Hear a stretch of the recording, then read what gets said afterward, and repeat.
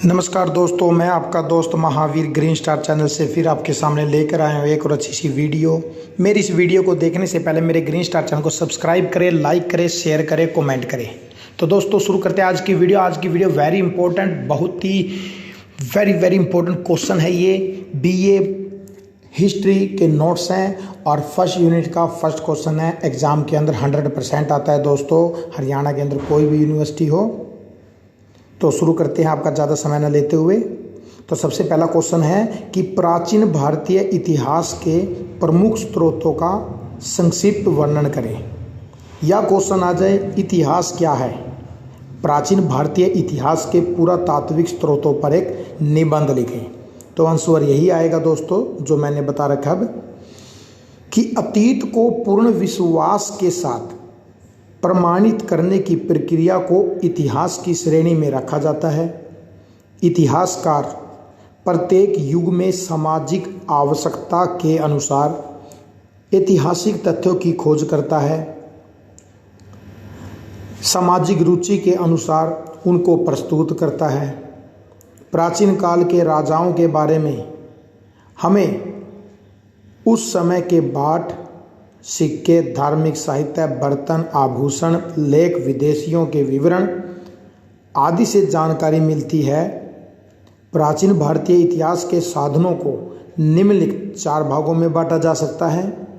Number 1 धार्मिक साहित्य, number 2 ऐतिहासिक और अर्ध ऐतिहासिक साहित्य, 3 पुरातत्व संबंधी सामग्री और 4 है विदेशियों के विवरण। तो सबसे पहले पढ़ेंगे हम धार्मिक साहित्य के बारे में।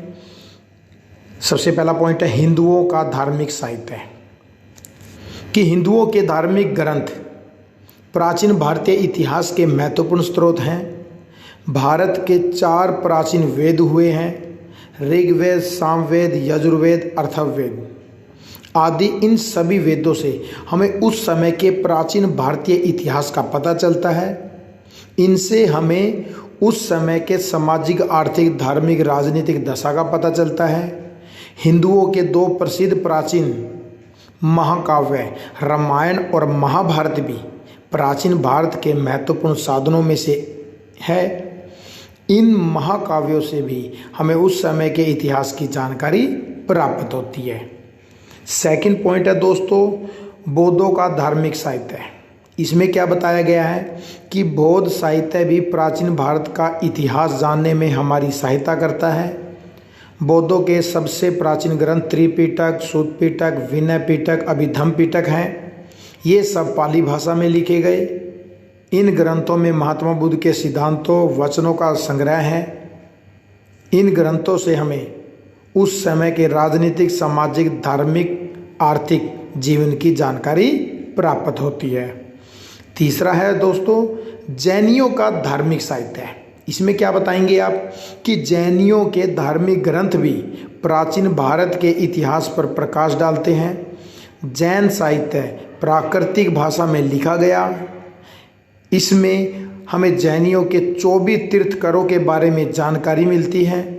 इसमें हमें स्वामी महावीर जी के जीवन के बारे में पता चलता है।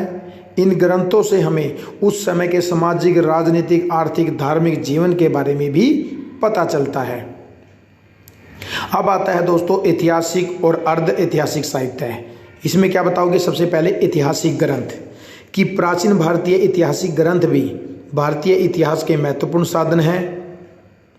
हर्ष के दरबारी कवि बाण भट्ट ने हर्ष चरित्र नामक ग्रंथ लिखा।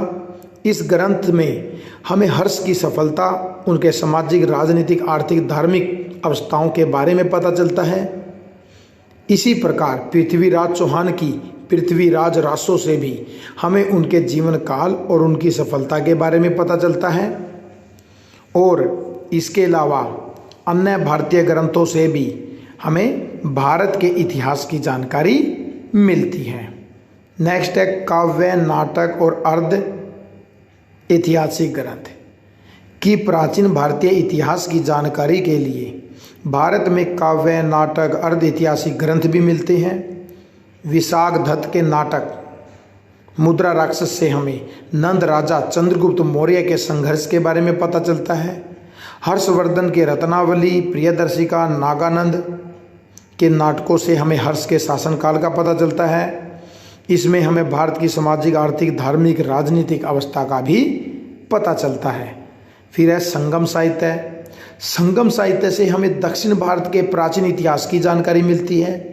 संगम साहित्य से दक्षिण भारत के चोल, चेर, पांड्य, पल्लव, चालुक्य आदि राजवंशों के समय की सामाजिक, राजनीतिक, आर्थिक, धार्मिक दशा की भी जानकारी प्राप्त होती है। थर्ड है दोस्तों पुरातत्व संबंधी सामग्री। इसके अंदर आएगा अभिलेख और ताम्रपत्र कि प्राचीन भारत के इतिहास को जानने के लिए अभिलेख सबसे विश्वसनीय साधन है। ये अधिकतर पत्थर और धातु की चादरों पर खुदे हुए हैं। ये अभिलेख उस समय के राजाओं द्वारा खुदवाए गए थे। इन अभिलेखों में पाली, संस्कृत, तमिल, प्राकृतिक, कन्नड़, मलयालम भाषा का प्रयोग किया गया है। इन अभिलेखों से हमें उस समय की राजनीतिक, सामाजिक, धार्मिक, आर्थिक, सांस्कृतिक दशा के बारे में पता चलता है। नेक्स्ट है फिर सिक्के। सिक्के भी प्राचीन भारतीय इतिहास की जानकारी का महत्वपूर्ण स्रोत है। हमें सोना, चांदी, तांबे के हजारों सिक्के प्राप्त हुए हैं। इन सिक्कों पर राजा का नाम, समय, देवी देवता के चित्र, पशु पक्षियों के चित्र भी मिले हैं। इन सिक्कों से भी हमें उस समय की आर्थिक, सामाजिक दशा का पता चलता है। फिर है स्मारक। स्मारक भी प्राचीन भारतीय इतिहास का एक महत्वपूर्ण स्रोत है। उस समय के स्मारकों में हमें मंदिर, महल, भवन, मूर्तियां, गुफाएं आदि भी मिले, हमें प्राचीन भारतीय इतिहास की जानकारी देते हैं। फिर है मिट्टी के बर्तन।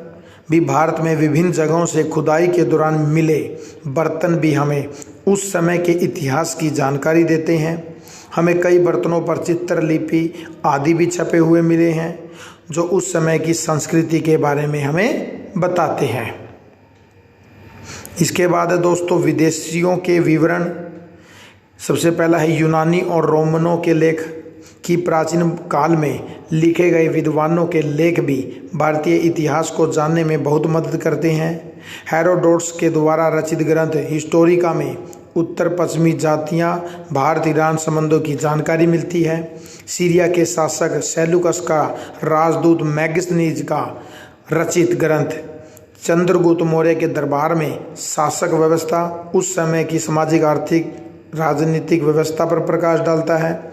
इसके अतिरिक्त ईसा की दूसरी सदी के प्रसिद्ध विद्वान बालेमी के भूगोल से भी भारत संबंधी जानकारी मिलती है। फिर है चीनियों व तिब्बतियों के लेख। भाई चीनी और तिब्बतियों के लेख भी भारतीय इतिहास की जानकारी देते हैं। फायान पहला चीनी यात्री था जो चंद्रगुप्त द्वितीय के शासनकाल में भारत आया था। उसकी पुस्तक फाको की से हमें गुप्तकालीन भारत के बारे में जानकारी मिलती है। तिब्बत यात्री तारानाथ ने भी अपने ग्रंथ कमयूर व तंगयूर में भारत के प्राचीन इतिहास पर बहुत कुछ लिखा। अब है मुस्लिमों और अरबों के लेख। भी मुस्लिमों व अरबी यात्रियों के ग्रंथों से भी हमें भारत के इतिहास की सामाजिक, धार्मिक, राजनीतिक, आर्थिक अवस्था के बारे में पूरी जानकारी मिलती है, जिनमें अल बिरूनी, इब्न बतूता, बर्नी, फ्रांसवा बर्नियर नाम है जिसका, आदि के नाम प्रमुख हैं। तो दोस्तों आज की हमारी वीडियो यहीं समाप्त होती है। मैं आशा करता हूँ मेरे द्वारा दी गई जानकारी आपको अच्छी लगी होगी। अगर क्वेश्चन ये मेरा नोट्स आपको अच्छा लगा है तो इसकी आपको PDF फाइल भी मिल सकती है, जिसके लिए आपको मेरे WhatsApp नंबर पर मैसेज करना होगा, तो मैं आपको इसकी PDF फाइल भी भेज दूँगा। All notes BA first year first semester. तो दोस्तों फिर मिलते हैं नेक्स्ट वीडियो में नेक्स्ट टॉपिक के साथ। जय हिंद, जय भारत, धन्यवाद दोस्तों।